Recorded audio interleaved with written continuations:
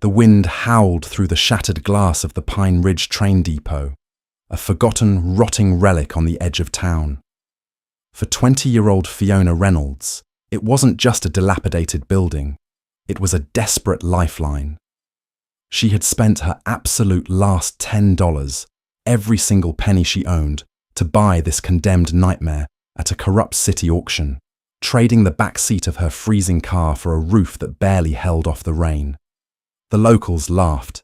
The city planners called her foolish. But what they didn't know, and what Fiona was about to uncover behind the reinforced steel of the rusted ticket booth, wouldn't just rewrite history, it would make her the immediate target of a dangerous secret buried for half a century. The digital clock on the dashboard of Fiona's 1998 Honda Civic flickered, its faint green light illuminating the harsh reality of her life. 3:14 a.m.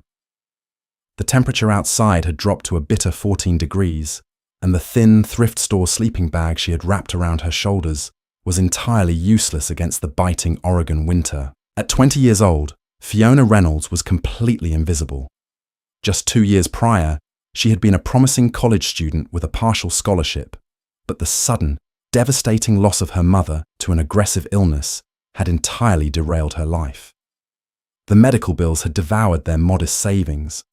The bank had foreclosed on their small family home, and Fiona had been left with nothing but her mother's old car and a crushing mountain of grief. She rubbed her numb hands together, her breath materializing in thick white plumes inside the vehicle. She was parked behind a rundown strip mall on the outskirts of Oak Haven, a town that had seen its prime in the late 70s and had been slowly decaying ever since.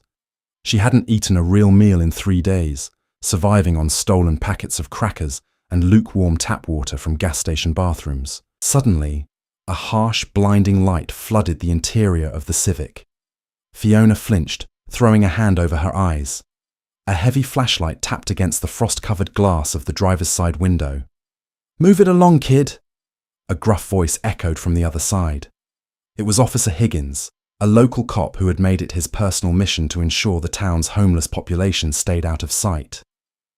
"You know you can't park here overnight. Start the engine." Fiona fumbled with the keys, her fingers stiff and uncooperative. "I'm sorry, sir," she stammered, her voice raspy from the cold. I'm leaving." She turned the key. The engine sputtered, coughed, and died. Panic, sharp and icy, spiked in her chest. She tried again. Click, click, click. The battery, already on its last legs, had finally given out in the freezing temperatures. Officer Higgins sighed heavily, clearly annoyed. "I'm calling a tow, Reynolds. I warned you twice this week." "No, please," Fiona begged, rolling the window down a crack, letting in a blast of freezing wind.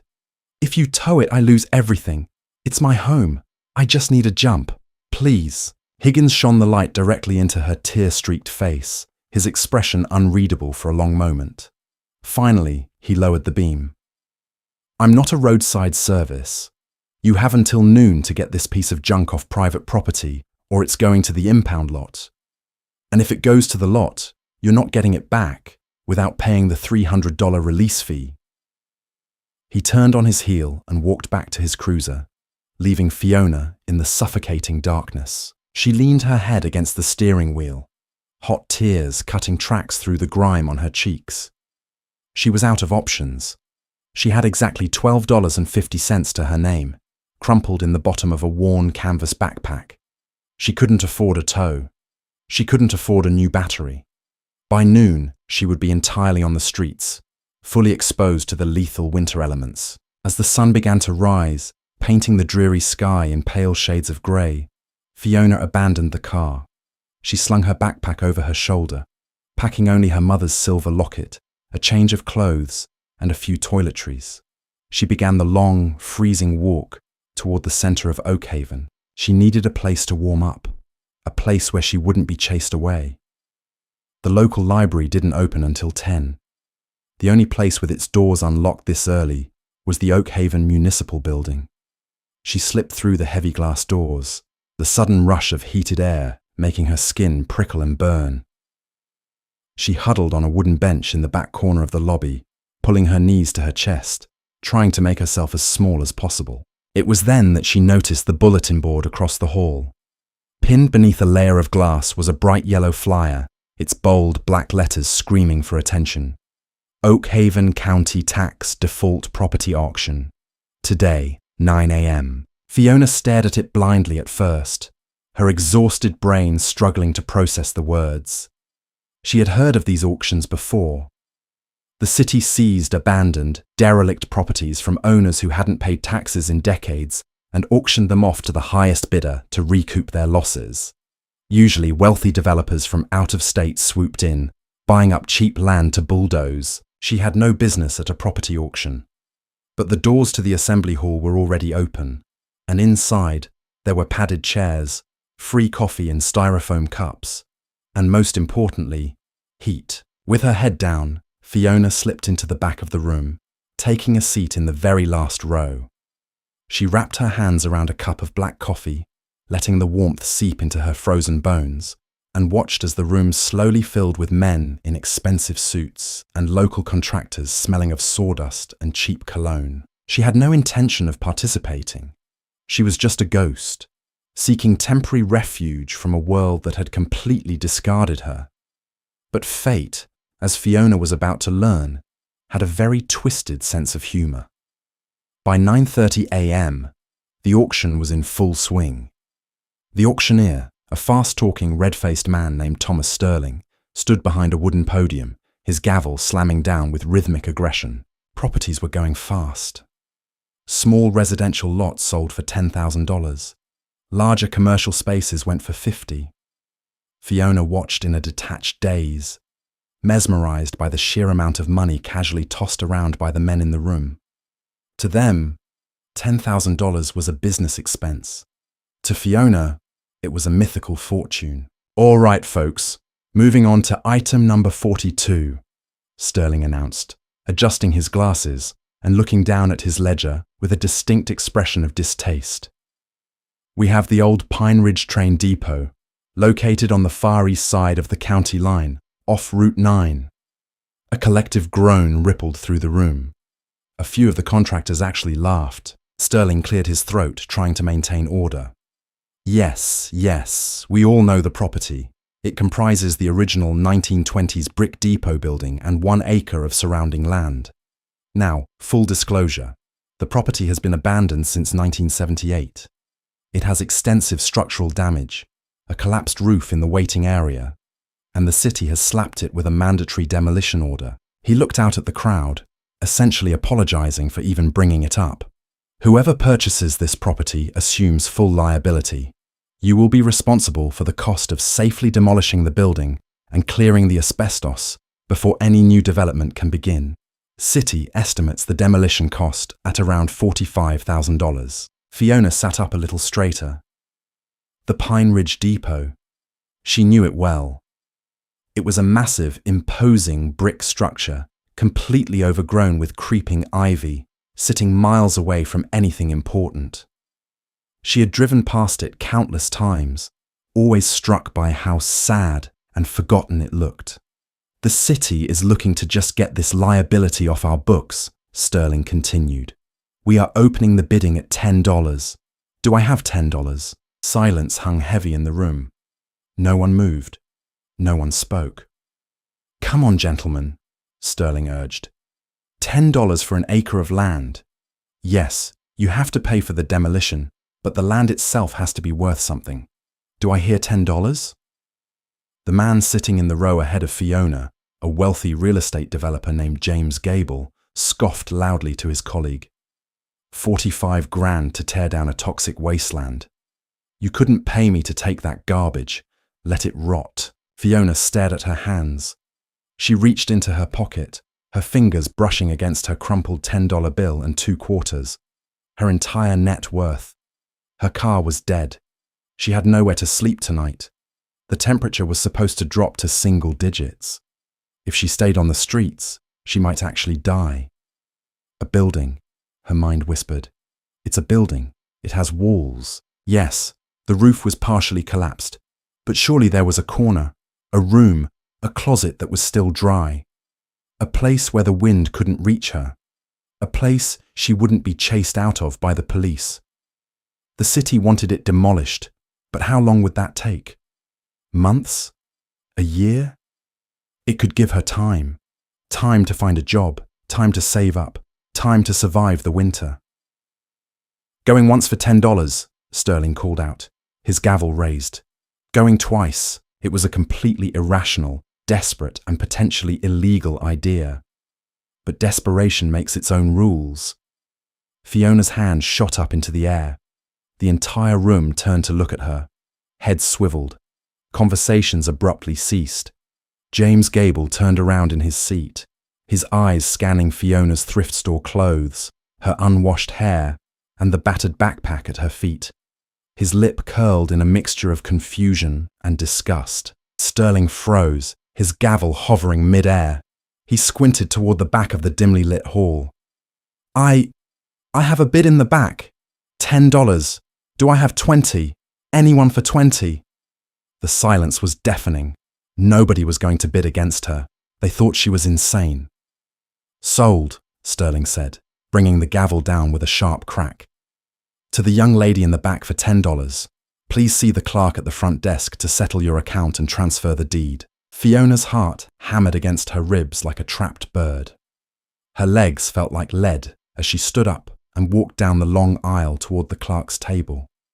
She could feel the eyes of every man in the room burning into her back. The clerk, an older woman with severe spectacles, looked at Fiona with profound pity. "Honey, do you know what you just bought?" she whispered, sliding a massive stack of legal documents across the table. "You're responsible for the demolition.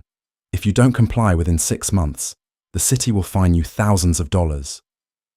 "I understand," Fiona lied, her voice trembling slightly. She smoothed out her crumpled $10 bill and handed it over, along with her state ID. She signed her name on the dotted lines, her handwriting shaky. In less than 10 minutes, it was done. The clerk handed her a heavy rusted iron key and a manila envelope containing the deed. As Fiona turned to leave, she found her path blocked by James Gable. The developer stood tall, wearing an expensive camel hair coat, his arms crossed over his chest. "I don't know what kind of stunt you're trying to pull, kid," Gable said, his voice low and threatening. "But that land is zoned for commercial use.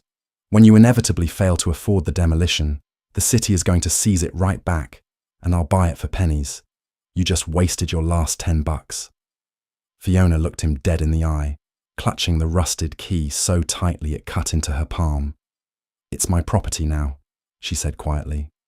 "Excuse me." She pushed past him, walking out of the municipal building and back into the freezing winter air. She had no car. She had no money. She had 25 cents to her name. But as she looked down at the heavy iron key in her hand, a strange, terrifying thrill washed over her. She was a homeowner, and she was going to her new house. The walk to the Pine Ridge Depot took nearly 3 hours. By the time Fiona arrived, the winter sun was already beginning its descent, casting long, eerie shadows across the overgrown property. The depot was worse than the auctioneer had described. It was a massive, sprawling brick structure from the 1920s, heavily influenced by Gothic architecture. The windows were either shattered or boarded up with rotting wood. The roof over the main concourse had indeed caved in, leaving jagged wooden beams pointing toward the grey sky like broken ribs.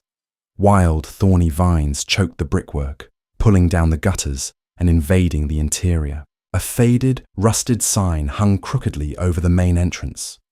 Pine Ridge Station, ticket office. Fiona pushed through the waist-high dead weeds, her sneakers soaking wet from the melting frost. She approached the massive double doors at the front. A heavy brass padlock, green with oxidation, secured a thick chain around the door handles. She pulled out the heavy iron key the clerk had given her. It felt cold and foreign in her hand. She slid it into the padlock. It resisted at first, the internal mechanisms jammed with decades of rust and grime. Fiona gritted her teeth, using both hands to force the key to turn. With a harsh metallic clank, the lock sprang open. She unwound the heavy chain, letting it drop to the concrete steps with a loud thud that echoed into the surrounding woods. She grabbed the brass handles and pulled. The doors groaned in protest, screaming as their hinges were forced to move for the first time in nearly 50 years. Fiona squeezed through the opening, stepping out of the biting wind and into the cavernous belly of the depot. The air inside was thick and heavy, smelling of damp earth, rotting wood, and something metallic, like old copper pennies. It was freezing, but crucially, there was no wind. Fiona stood in the main waiting hall. It was massive. Faded, peeling murals depicting the golden age of rail travel clung desperately to the upper walls. Long wooden pews, covered in a thick layer of undisturbed dust and debris from the collapsed roof, sat in orderly rows. Pigeons fluttered in the rafters, disturbed by the sudden intrusion. She walked slowly, the crunch of broken glass beneath her shoes echoing loudly in the silent space. She needed to find a secure room. The main hall was too exposed to the elements where the roof had fallen. She navigated through the debris, heading toward the back of the station. She passed old restrooms with shattered porcelain, a small manager's office where the floorboards had entirely rotted away, and a luggage storage room filled with nothing but rusted metal racks. Then she saw it. Tucked away in the far corner of the station, partially obscured by a fallen support beam, was the old ticket booth. Unlike the rest of the depot, which was built of brick and wood, the ticket booth was a fortress. It was an enclosed room, roughly 10 by 10 feet, constructed entirely of reinforced steel, painted a faded, sickly green. The front consisted of thick, bulletproof glass, clouded with dirt but entirely unbroken, with a small, half-moon opening at the bottom for sliding tickets and cash. It looked entirely out of place. Why would a small-town train depot need a ticket booth built like a bank vault? Fiona approached it cautiously. The heavy steel door on the side of the booth was shut tight. She expected it to be locked, but when she grabbed the heavy latch and pressed down, it gave way with a smooth, well-oiled click. That, in itself, was strange. Everything else in the depot was rusted solid, but this door opened effortlessly. She pushed the door open and stepped inside. The interior was pitch black. Fiona pulled her cheap, battery-operated flashlight from her backpack and clicked it on. The beam of light cut through the gloom. The inside of the booth was shockingly pristine. Unlike the main hall, there was barely any dust here. The air felt sterile, almost vacuum-sealed. There was a metal desk built into the wall under the glass window, a heavy swivel chair that looked like it belonged in a 1970s office, and a wall of metal filing cabinets. This was it. This was her new bedroom. It was small, heavily insulated by the steel, and completely dry. She could lay her sleeping bag out on the floor and actually survive the night. Fiona dropped her heavy backpack, the relief washing over her so intensely she almost collapsed. She had done it. She had a shelter. She sat down in the old swivel chair, letting out a long, shaky breath. She shined her flashlight around the small room, taking inventory of her new domain. The metal desk was empty. The filing cabinets were rusted shut. But as she swept the beam of light across the floor, something caught her eye. The floor of the booth was covered in old, peeling linoleum tiles. But right beneath the desk, in the space where the ticket agent's feet would go, one of the tiles was raised. Fiona leaned forward, her curiosity piqued. She slid off the chair and knelt on the cold floor. She pressed down on the raised tile. It didn't budge, but it felt hollow underneath. She reached into her backpack, pulling out a cheap flathead screwdriver she kept for car repairs. She wedged the tip of the screwdriver beneath the edge of the linoleum tile and pried upward. The tile popped off with a sharp crack, revealing the wooden subfloor beneath. But it wasn't just plain wood. Cut into the floorboards was a distinct, perfect square, outlined by a thin gap. It was a trapdoor. Fiona's heart began to race. A hidden compartment inside a reinforced steel ticket booth? She wedged her fingers into the gap and pulled. The wooden panel was heavy, but it lifted, revealing a dark, square recess hidden beneath the floor. Fiona shined her flashlight into the hole. There, sitting perfectly centered in the hidden compartment, was a dark green, heavy iron strongbox. It was roughly the size of a large briefcase, secured with a complex-looking brass combination lock.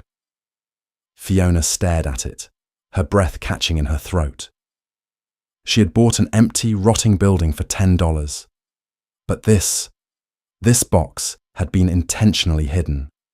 Protected by steel, hidden beneath the floor, left behind when the station was abandoned in 1978. She reached down, wrapping her cold fingers around the heavy iron handle of the strongbox, and pulled it up into the light. It weighed easily 40 pounds. She dragged it onto the metal desk, the iron scraping loudly against the surface. She stared at the brass combination dials. 3 numbers. She had no idea what the code could be, but she knew she couldn't just leave it. As she leaned in closer to inspect the lock, her flashlight beam illuminated a small, faded piece of masking tape stuck to the bottom corner of the strongbox. There was something written on it in faded black ink. Fiona leaned in, squinting to read the old handwriting. Her blood ran absolutely cold. Written on the tape, unmistakably clear, was a name: Martha Reynolds, 1975. Martha Reynolds, her mother's name. Fiona stumbled back, hitting the steel wall of the ticket booth. Her mother had never lived in Oakhaven. Her mother had grown up hundreds of miles away. She had nothing to do with trains, nothing to do with this town, and certainly nothing to do with a hidden safe in an abandoned depot. Or so Fiona had thought. The wind howled outside, violently rattling the broken bones of the Pine Ridge depot, as Fiona realized that her $10 gamble hadn't just bought her a rotting shelter. It had bought her a terrifying, dangerous connection to a past she knew absolutely nothing about. And unlocking that strongbox wouldn't just change her life. It was going to break wide open a secret someone in Oakhaven had been willing to kill for. The howling wind outside the Pine Ridge train depot seemed to completely vanish, drowned out by the roaring blood in Fiona's ears. She stared at the faded masking tape on the heavy iron strongbox. Martha Reynolds, 1975. Her mother. The woman who had worked double shifts at a diner, who had clipped coupons and driven a beat-up Honda, who had died with nothing but medical debt to her name. It made absolutely no sense. Martha had always claimed she grew up in upstate New York, only moving to the West Coast long after Fiona was born. She had never mentioned Oakhaven. She had never mentioned trains. Fiona dragged her thumb across the brass dials of the lock. 3 numbers. 1,000 possible combinations. Her flashlight beam flickered, the cheap batteries struggling against the relentless cold. She didn't have time to systematically guess every single combination. She needed a connection. She closed her eyes, trying to summon every memory, every story, every detail her mother had ever shared. Birthdays, anniversaries, addresses. She tried Martha's birth month and year, 9-5-2. She pulled the latch. Nothing. She tried her own birthday, 6-2-4. The lock held firm. Frustration and freezing temperatures were rapidly wearing her down. Her hands were shaking so violently she could barely grip the metal. Desperate, Fiona reached up to her chest, her numb fingers brushing against the cold silver of her mother's locket. The only piece of jewelry Martha had absolutely refused to pawn when the hospital bills started piling up. Fiona unclasped the locket and popped it open. Inside was a tiny, faded picture of Fiona as a baby. But on the opposite side, engraved into the tarnished silver, were 3 tiny numbers that Martha had once vaguely claimed was a lucky sequence. 417. Fiona's breath hitched. She lowered her flashlight to the strongbox and slowly rotated the stiff, cold brass dials. 4. 1. 7. She placed her hands on the heavy iron latch, said a silent prayer to a mother she suddenly realized she didn't fully know, and pulled. With a heavy mechanical clack that echoed loudly in the confined steel ticket booth, the lock disengaged. Fiona threw the lid back. The smell of aged paper, old ink, and musty leather wafted up. Inside the box, perfectly preserved from the dampness of the depot, lay a stack of items that would immediately shatter everything Fiona thought she knew about her family. First were the bundles. Wrapped in rotting rubber bands were stacks of $100 bills. But they weren't modern bills.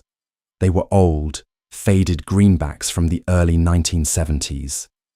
Fiona thumbed through them, her mind struggling to process the sheer volume. There had to be at least $50,000 sitting in front of her. For a girl who had $12 and a dead car to her name, it was an unfathomable fortune. But the money wasn't the most shocking part. Beneath the cash lay a thick black leather ledger and a single black and white Polaroid photograph. Fiona picked up the photo first. It was her mother, Martha, looking barely older than Fiona was now, with long 1970s-style hair and a bright, reckless smile. She was standing right outside the Pine Ridge Depot. The building behind her was intact, the roof whole, the windows gleaming. But it was the man standing next to her, his arm wrapped tightly around Martha's waist, that made Fiona's blood run cold. She recognized the sharp jawline, the arrogant posture, and the cold, piercing eyes. It was a younger version of James Gable, the wealthy, aggressive developer who had threatened her at the auction just hours ago. "What were you doing with him, Mum?" Fiona whispered into the darkness. She grabbed the black ledger and flipped it open. The pages were filled with meticulously recorded transactions, dates, and account numbers from the Oakhaven First National Bank. As she read through the columns, the terrifying reality of the situation began to click into place. The ledger detailed a massive, systematic embezzlement scheme. Millions of dollars in municipal funds, earmarked for city development and infrastructure in the mid-1970s, had been siphoned off. And the names authorizing the transfers were printed in stark, undeniable ink.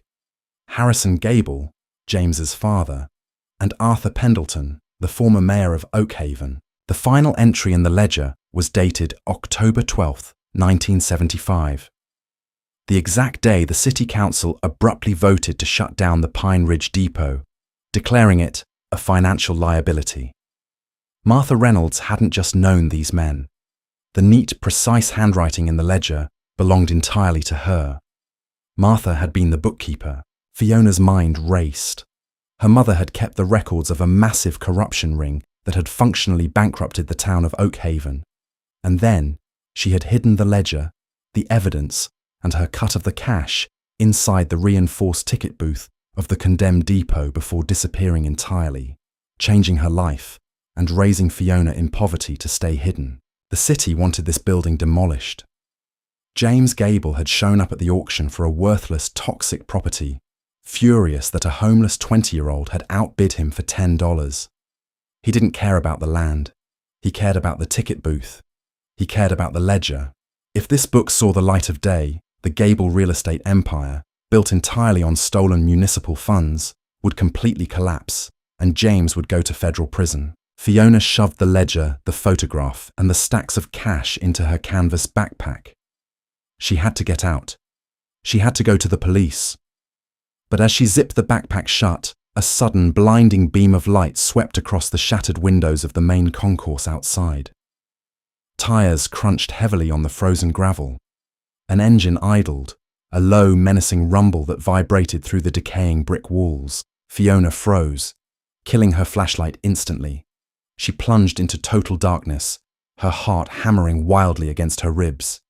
She crept to the steel door of the ticket booth and peered through the thick, clouded bulletproof glass of the ticket window into the main hall. 2 vehicle doors slammed shut. Heavy boots crunched over the broken glass and debris of the station floor. "I don't care if she's just a vagrant." A familiar, gruff voice echoed through the cavernous space. "Gable wants this place secured tonight. If that girl is squatting here, drag her out." It was Officer Higgins. The same cop who had harassed Fiona in her car that morning. The police weren't an option. The police belonged to Gable. Fiona was entirely trapped, and the men hunting her had just walked through the front door. "Check the waiting rooms. I'll take the back offices," a second voice barked. Fiona recognized the slick, authoritative tone immediately. It was James Gable himself. He hadn't just sent his muscle. The stakes were so high he had come in person. Flashlight beams sliced through the thick, dusty air of the main concourse, casting long, monstrous shadows of the exposed roof beams against the peeling murals. The beams swung wildly, illuminating the decay. Inside the ticket booth, Fiona pressed her back flat against the freezing steel wall beneath the glass counter, making herself as small as possible. Her breath came in short, terrified gasps. She clutched her backpack tightly to her chest, the hard corners of the leather ledger digging into her ribs. "This whole place is a death trap," Officer Higgins grumbled, kicking a piece of rotting wood out of his path. "Why the hell did your old man leave it standing anyway? Should have burned it down 40 years ago." "My father was arrogant," Gable snapped back, his footsteps echoing closer to the rear of the station. "He thought locking it away was enough. He didn't anticipate a bankrupt city council auctioning off condemned property to a homeless rat for a $10 bill. Now find her. If she finds that subfloor, everything goes down." They knew exactly what was here. They knew about the strongbox. Fiona's eyes darted frantically around the pitch-black 10 by 10 steel box. She was secure inside, but it was a dead end. There were no windows, no back doors, no escape hatch. If they opened the steel door to the booth, she would be trapped like an animal in a cage. The floor. Fiona dropped to her hands and knees. The heavy iron strongbox still sat on the desk. She carefully lifted it and placed it silently back into the hollow cavity beneath the floorboards. She arranged the heavy wooden trapdoor over it, and then meticulously slid the piece of peeling linoleum back into place, smoothing it down in the darkness. She needed a distraction. She couldn't fight two grown men, one of whom was armed. She had to get them looking the wrong way. She reached into her pocket and pulled out her last remaining possession of no value, the heavy, rusted iron key the county clerk had given her. She waited. The beam of Gable's high-powered tactical flashlight swept across the glass of the ticket booth, missing Fiona by mere inches. "Booth looks empty," Gable called out, his hand rattling the heavy steel handle of the door. "It's locked tight." He was testing it. The latch Fiona had easily opened earlier was stiff from the outside. If he pulled harder, it would give. Fiona braced herself. She took the heavy iron key and with all her remaining strength, threw it through the small half-moon opening at the bottom of the bulletproof glass, the slot where tickets were once passed. The heavy key soared through the dark concourse and struck a towering stack of rusted metal luggage racks near the opposite wall. It hit with a deafening metallic clang, sending a cascade of loose pipes and debris crashing to the concrete floor. "Over there!" Higgins shouted, drawing his service weapon. The metallic shuck of a round being chambered echoed through the depot. "Luggage room! Move!" Both men abandoned the ticket booth, their flashlights immediately converging on the collapsed pile of metal 50 feet away. This was her only window.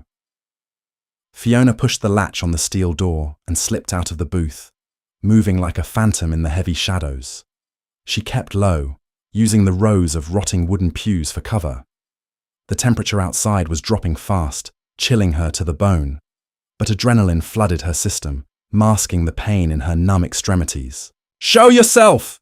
Higgins bellowed into the luggage room, his flashlight beam piercing the dense dust cloud kicked up by the falling debris.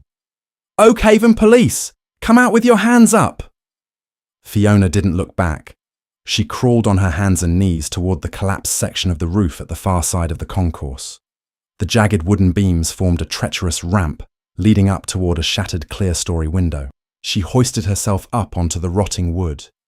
It groaned dangerously under her weight. Snap. A piece of timber gave way beneath her sneaker, crashing down onto the pews below. The flashlights whipped around instantly. "There!" Gable screamed, spotting her silhouette against the faint moonlight bleeding through the broken roof. "Get her! Hey, stop right there!" Higgins yelled, sprinting across the concourse, his gun leveled upward. Fiona scrambled up the steep incline of debris, tearing her jeans and cutting her palms on rusted nails and splintered wood. She reached the shattered window frame, hauling herself over the brick ledge. The freezing night air hit her like a physical blow. "Don't let her get away!" Gable's voice was frantic, desperate. "If she has the bag, shoot her!" A gunshot rang out, a terrifying concussive boom that deafened Fiona and sent a shower of brick dust exploding inches from her face. Higgins was actually shooting at her. They were fully prepared to murder a 20-year-old girl to protect a 50-year-old secret. Fiona threw herself over the ledge, tumbling down the slanted awning on the exterior of the depot. She hit the frozen, weed-choked ground hard, the impact knocking the wind out of her lungs. She didn't stop. She couldn't stop. She forced herself up, ignoring the searing pain in her ribcage, and sprinted blindly into the dense, dark woods surrounding the Pine Ridge property. The heavy canvas backpack bounced against her spine, $50,000 in stolen cash, and a ledger of damning evidence anchoring her to a deadly conspiracy. Behind her, the furious shouts of James Gable and the sweeping lights of Higgins's flashlight tore through the trees. But she was faster. She knew what it meant to survive in the dark. Homeless, freezing, and now actively hunted by a corrupt police force, Fiona Reynolds ran deep into the Oregon wilderness. She had absolutely nothing left to lose, but for the first time in her life, she held the ultimate power, and she was going to burn James Gable's empire to the ground. The forest surrounding the Pine Ridge Depot was a chaotic, tangled nightmare of old-growth pines and sharp, thorny underbrush. Fiona ran with blind, desperate panic, the heavy canvas backpack slamming rhythmically against her spine. Every breath she took felt like inhaling razor blades, as the frigid 14-degree air scorched her lungs. Behind her, the sweeping beams of high-powered flashlights cut through the trees like searchlights in a war zone. "Spread out!" James Gable's voice roared, echoing distortedly through the dense timber. "She's on foot! She couldn't have gone far!" Fiona threw herself over a rotting, moss-covered log, landing hard in a patch of frozen mud. She scrambled to her feet, her hands scraped and bleeding, entirely numb to the pain. The adrenaline flooding her veins was the only thing keeping her moving, but she knew it wouldn't last.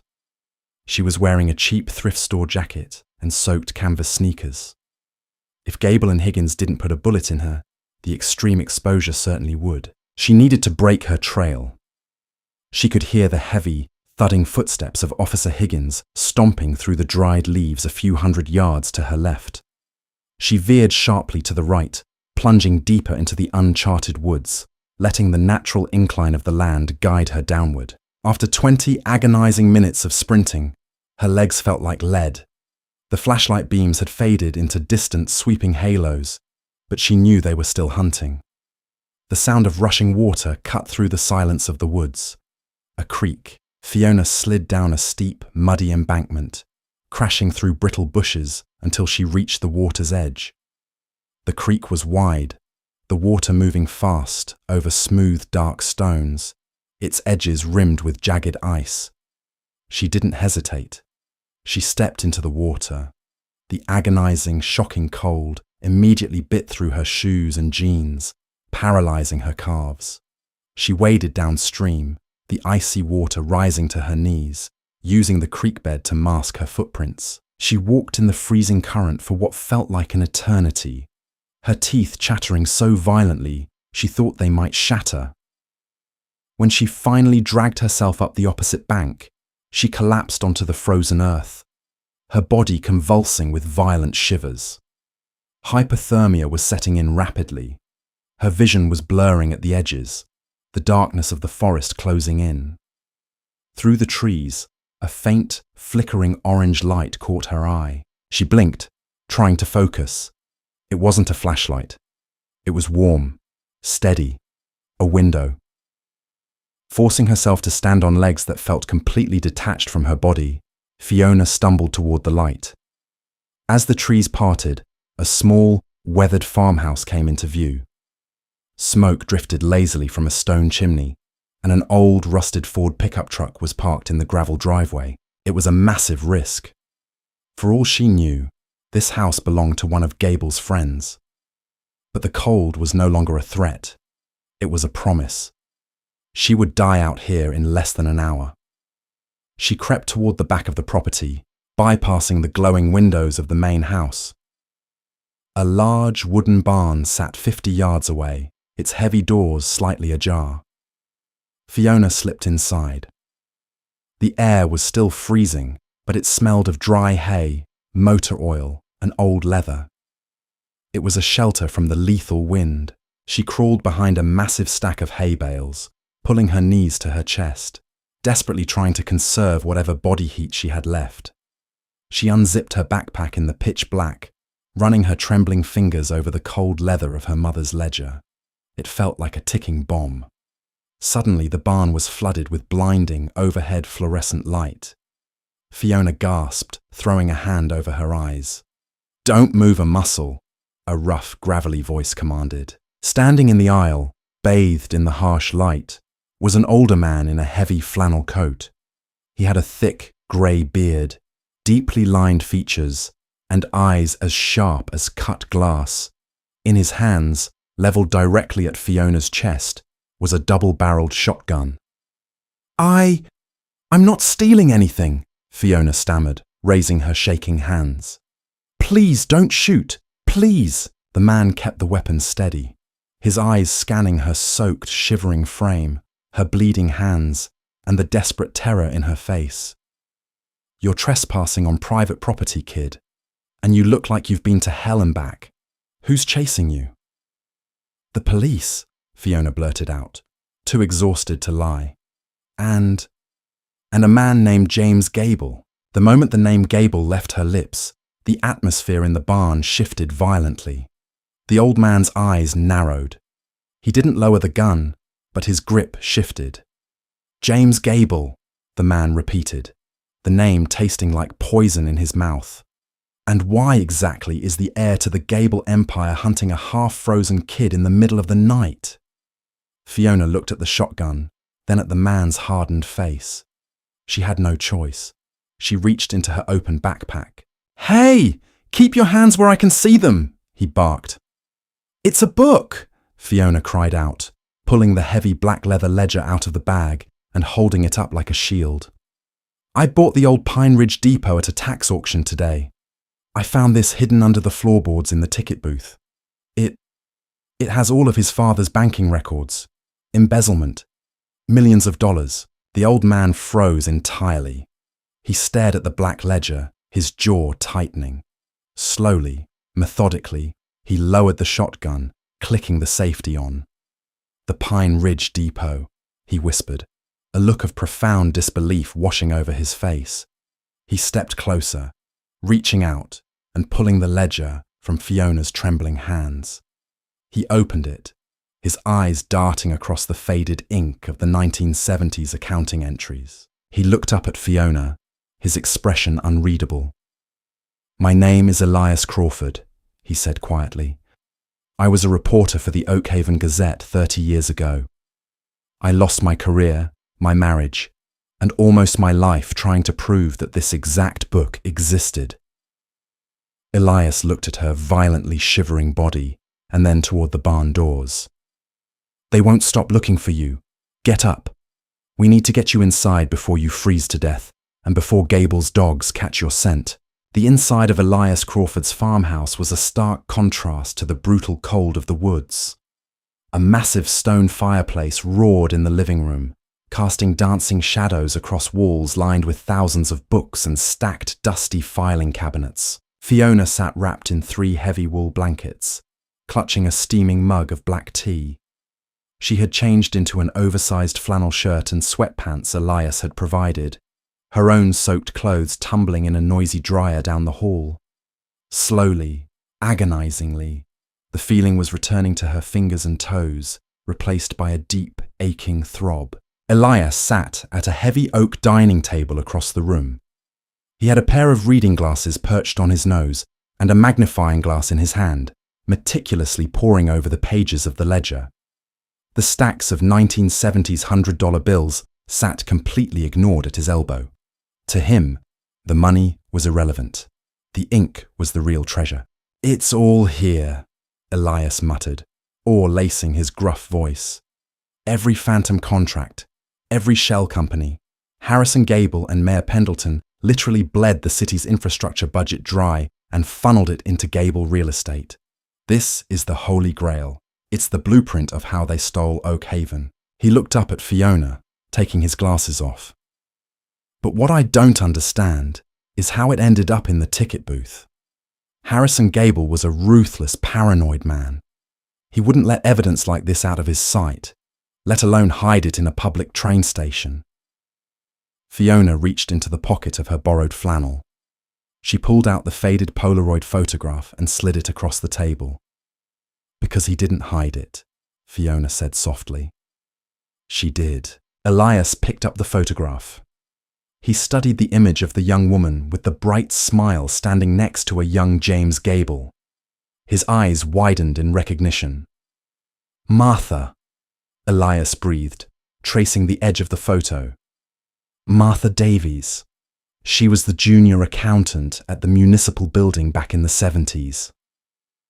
"Martha Reynolds," Fiona corrected, her voice tight. "She was my mother. She died 2 years ago. I didn't even know she had ever set foot in this town." Elias leaned back in his chair, a heavy sigh escaping his lips. Reynolds must have been an assumed name. After 1975, she completely vanished. Just dropped off the face of the earth. There were rumors, of course. People said she ran off with stolen city money. But this, he tapped the photograph. "This paints a much darker picture." "What do you mean?" "Martha and James Gable were secretly involved," Elias explained, his tone gentle but firm. "It was the scandal of the municipal building. Harrison Gable, James's father, despised her. He thought she was a gold digger, but she wasn't. She was the one balancing the city's books. She must have discovered the embezzlement. She realized that the man she loved and his father were criminals." Fiona felt a sickening twist in her stomach. "So she stole the ledger to turn them in, or to protect herself," Elias countered. "If Harrison knew that she knew, her life was entirely forfeit. Harrison had people killed for much less. Martha must have used her access to the municipal funds to take a cut of the stolen money, survival money, and took the ledger as an insurance policy. She hid it in the ticket booth, knowing the station was slated for closure and no one would look there." "But why wouldn't she just go to the police?" Fiona asked. Elias let out a harsh, bitter laugh. He reached over and turned a dial on a black police scanner sitting on the edge of his desk. The machine hissed and crackled to life. "All units, be advised. Suspect is a Caucasian female, early 20s, considered armed and highly dangerous. Suspect violently assaulted Officer Higgins at the Pine Ridge property and fled into the eastern tree line. Lethal force is authorized." Fiona's blood ran colder than the winter air outside. "Violently assaulted? Armed? I threw a rusty key at a pile of metal. I don't even own a gun." "They control the narrative, Fiona," Elias said grimly, turning the scanner down. "Just like they did in 1975. If Martha had gone to the Oak Haven police, she would have ended up in a shallow grave, and the ledger would have been burned. The Gables own the mayor, they own the chief of police, and they own Higgins. They aren't looking to arrest you tonight. They are hunting you to eliminate the only loose end left from a 50-year-old crime." Fiona pulled the blankets tighter around her shoulders, the sheer gravity of her situation pressing down on her chest, threatening to crush her. She had thought buying that train depot was her way off the streets. Instead, she had bought a one-way ticket to a state-sanctioned execution. "So what do we do?" Fiona whispered, her voice trembling. "They're going to search every property in this county. If they find me here, they'll kill you too." Elias stood up. He walked over to a heavy iron safe in the corner of his living room, spun the dial, and pulled out a worn leather satchel. "They won't find you here," Elias said, his eyes blazing with a fierce, reignited fire. Because we aren't staying. The local police are compromised, and the state troopers are likely on Gable's payroll too. We need federal intervention. We need the FBI field office in Portland. He began shoving maps, keys, and a heavy silver revolver into the satchel. We have to drive through the night, Elias continued, moving with a speed and purpose that belied his age. If we can get this ledger into the hands of a federal prosecutor by morning, Gable's empire shatters, and you get your life back. But if they catch us on the road... He didn't finish the sentence. He didn't need to. Suddenly, the police scanner shrieked, breaking through the quiet of the farmhouse. Unit 4, we have fresh tracks at the edge of the creek. Looks like she crossed the water. Requesting K9 units at the South Ridge. Wait, I have a visual on a structure. Old farmhouse through the trees. Looks like Crawford's place. Fiona stopped breathing. Elias slammed the satchel shut. They're here. He grabbed the shotgun from the table, grabbed the black ledger, and looked at Fiona. Out the back door. Now. We're taking the truck, and we're going to have to drive straight through them. The $10 train depot had forced Fiona into a deadly game of cat and mouse, and as the red and blue flashing lights began to bleed through the forest trees, painting the farmhouse in violent colours, she realised the final act was just beginning. Elias Crawford didn't bother with the front door. He shoved Fiona through the kitchen toward the mudroom, throwing his heavy wool coat over her shoulders. "Keep your head down and hold on to that satchel," he ordered, his voice remarkably steady for a man whose property was currently being swarmed by armed, corrupt police officers. They burst out the back door into the freezing night. The red and blue strobe lights from the cruisers out front painted the snow-dusted trees in violent, rhythmic flashes. The static crackle of police radios echoed over the wind. Elias sprinted toward his rusted 1990 Ford F-150 parked by the woodshed. He didn't use a key. He had left the ignition punched from an old repair, firing up the heavy V8 engine with a loud, aggressive roar that instantly gave away their position. "He's in the back! The truck!" Officer Higgins yelled from the front yard, his heavy boots pounding against the frozen gravel. "Get in!" Elias barked, throwing the truck into gear before Fiona had even fully closed the passenger door. He didn't head for the driveway. Instead, Elias slammed his foot on the gas, pointing the heavy steel grille of the Ford directly toward the dense, overgrown brush at the back of his property. The truck surged forward, smashing through a wooden fence and plunging wildly into the dark forest. Branches whipped violently against the windshield, spiderwebbing the glass, as Elias navigated a hidden, heavily rutted path that barely qualified as a trail. "Where are we going?" Fiona screamed over the deafening roar of the engine and the sound of snapping timber. She was clutching the leather satchel containing her mother's ledger to her chest, like a shield. "Old logging roads!" Elias shouted back, fighting the steering wheel as the truck bounced violently over exposed tree roots. They haven't been mapped since the 80s. Gable's guys only know the asphalt. We just need to make it to Highway 26 to get to Portland. Behind them, the forest lit up with high-beam headlights. Gable hadn't just brought squad cars. A massive black luxury SUV was tearing through the brush, easily ploughing through the damage the Ford had left behind. "He's right behind us!" Fiona panicked. Looking through the shattered rear window, Elias cursed under his breath. He reached over and killed the truck's headlights, plunging them into absolute, terrifying darkness. The only illumination was the faint, eerie glow of the moonlight bleeding through the forest canopy. "Hold on!" Elias yelled. He cut the wheel sharply to the left. The truck fishtailed on the frozen mud, sliding perilously close to a massive ravine before catching traction and rocketing down a steep, winding decline. Without their taillights to follow, the black SUV blew right past their turn, the sound of its engine fading down the main logging trail. Fiona let out a sob she didn't know she was holding, burying her face in the satchel. For the next 2 hours, they drove in total silence through the labyrinth of the Oregon wilderness.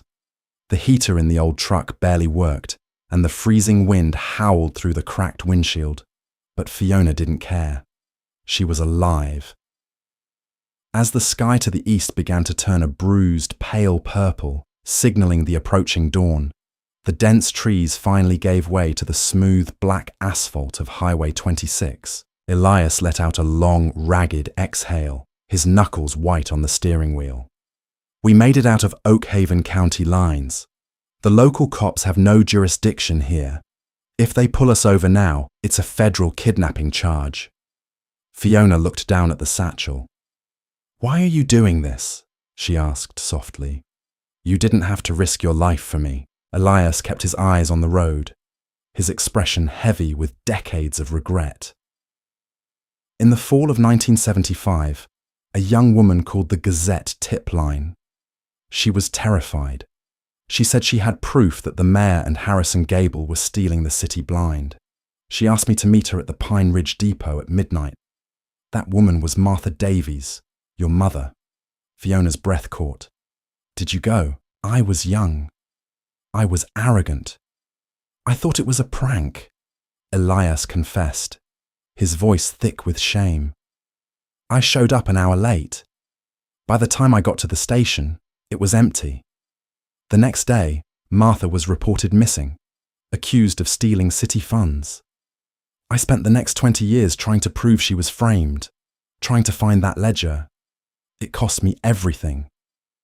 When you walked into my barn tonight, holding that black book, it was like a ghost handing me a chance at redemption. I wasn't going to fail her a second time." Tears blurred Fiona's vision. Her mother hadn't just run away. She had tried to fight back. She had tried to do the right thing. And when the world failed her, she had done the only thing she could to survive and protect her unborn daughter. "We're almost there," Elias said, pointing toward the sprawling skyline of Portland emerging through the morning mist. "The FBI field office is downtown. Once we hand that book to a federal agent, it's over. Gable loses." But as they exited the highway and merged onto the busy city streets, Fiona looked in the side mirror. Her blood turned to ice. 3 cars back, weaving aggressively through the morning commuter traffic, was a battered, completely scratched black SUV. James Gable hadn't given up. He had followed them all the way to the city, and he was out of time, out of options, and completely out of his mind. The morning traffic in downtown Portland was brutal. Elias slammed his hand against the horn, aggressively forcing the heavy Ford truck into the turning lane on Southwest 3rd Avenue. The towering glass facade of the federal building loomed just 2 blocks away. "He's still there!" Fiona shouted, twisting in her seat. The black SUV was relentless, violently cutting off a city bus and running a red light to close the gap. "Just get ready to run," Elias gritted out. "The second I stop this truck, you take that satchel and you sprint through the security doors. Do not look back. Let me handle Gable." "No, he'll kill you." "He's a coward in a tailored suit," Elias snarled. "We are finishing this." Elias gunned the engine, tearing down the block toward the federal building. But Gable wasn't going to let them park. With a sickening screech of tires, the black SUV accelerated to a terrifying speed, merging into the oncoming lane and pulling perfectly parallel with the old Ford truck. Fiona looked out the passenger window. James Gable was behind the wheel, his face pale, manic, and twisted in absolute rage. He jerked his steering wheel hard to the right. The heavy steel frame of the SUV slammed violently into the side of the F-150. Metal shrieked against metal, sending a shower of sparks into the air. The impact threw Fiona against the door panel, her head bouncing off the glass. Elias fought for control, slamming on the brakes. The truck spun out, tires smoking on the asphalt, before crashing heavily into a line of concrete security bollards directly in front of the FBI field office plaza. The airbags deployed with a concussive blast, filling the cab with white dust. Fiona gasped, her ears ringing, her ribs screaming in agony. "Go!" Elias wheezed, punching the deflating airbag out of his way. "Run!" Fiona kicked her door open. She stumbled out onto the sidewalk, clutching the satchel to her chest. The grand, sweeping steps of the federal building were just 50 feet away. Armed security guards in the plaza were already turning toward the sound of the crash, their hands resting on their holsters. Before Fiona could take a step, James Gable scrambled out of his wrecked SUV. He was bleeding from his forehead, his expensive coat torn. He didn't look like a billionaire real estate mogul anymore. He looked like a desperate cornered animal. He drew a sleek silver handgun from his waistband and aimed it directly at Fiona's back. "Stop right there," Gable screamed, his voice cracking with hysteria. "Drop the bag, you little rat, or I will blow a hole right through you." The plaza erupted into chaos. Civilians screamed and dove for cover. The federal security guards immediately drew their weapons, shouting commands. "Drop the weapon! Drop it now!" a guard commanded, leveling an assault rifle at Gable. Fiona froze. She stood exactly halfway between Gable's gun and the safety of the federal doors. The air was thick with tension, the world seemingly moving in excruciating slow motion. Gable ignored the guards. His crazed eyes were locked entirely on Fiona. "That book belongs to my family," he spat, his hand shaking violently. "You're nobody. You're trash, just like your mother." Fiona turned around to face him. She wasn't the freezing, terrified, invisible homeless girl she had been 24 hours ago. She was Martha Reynolds' daughter. "My mother survived you," Fiona said, her voice ringing out clear and steady over the sirens wailing in the distance. "And now, I'm going to end you." She didn't drop the bag. She turned her back on the gun and walked directly up the stairs. "I'll kill you!" Gable shrieked, his finger whitening on the trigger, but he never got the chance. Elias, having dragged himself from the wrecked truck, swung a heavy tire iron with all his remaining strength, striking Gable directly in the back of the knees. Gable screamed, collapsing onto the concrete. The gun clattered out of his hand.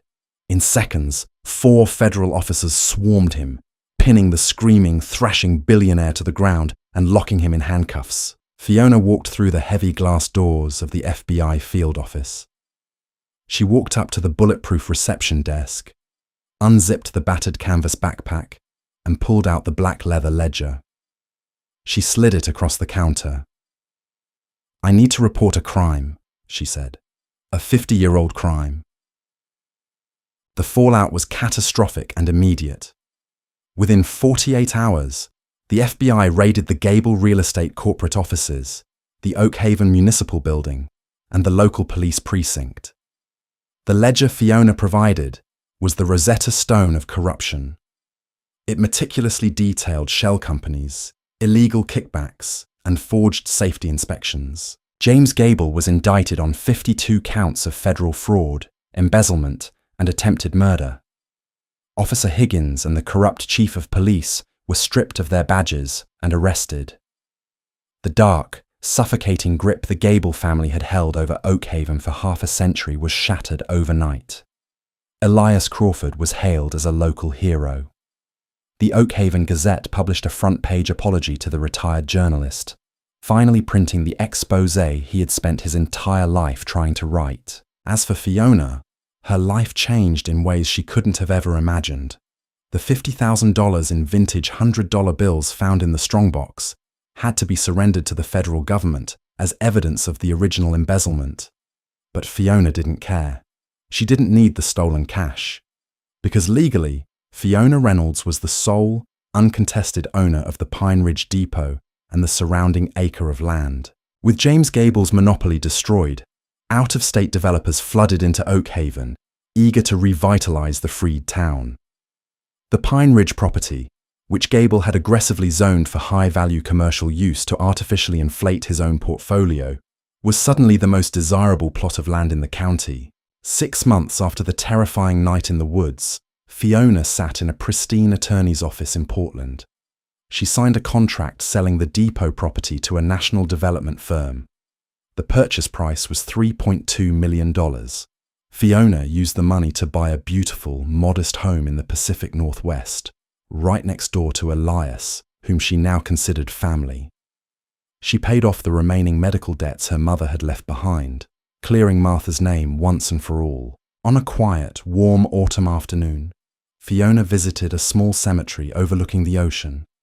She knelt beside a simple headstone, placing a bouquet of white lilies against the granite. She reached up, her fingers brushing the silver locket resting against her chest. She had started with $10, a dead car, and an eviction notice.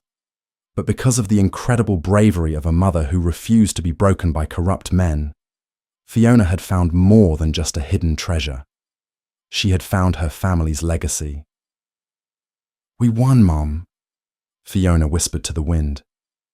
"We finally won. If this incredible true story of survival, corruption, and a daughter uncovering her mother's darkest secret kept you on the edge of your seat, you are not going to want to miss our next video." What started as a desperate $10 gamble for an abandoned train depot turned into a $1 million victory that brought down a corrupt empire. Did Fiona make the right move by risking everything to open that ticket booth? How would you have reacted if you found a 50-year-old target on your back? Drop your thoughts down in the comments below. I read every single one. If you love real-life mysteries, hidden treasures, and stories of underdogs taking down the elite, make sure to hit that like button and share this video with your friends. Most importantly, click subscribe and ring the notification bell so you never miss out on our upcoming thrilling deep dives. See you in the next one.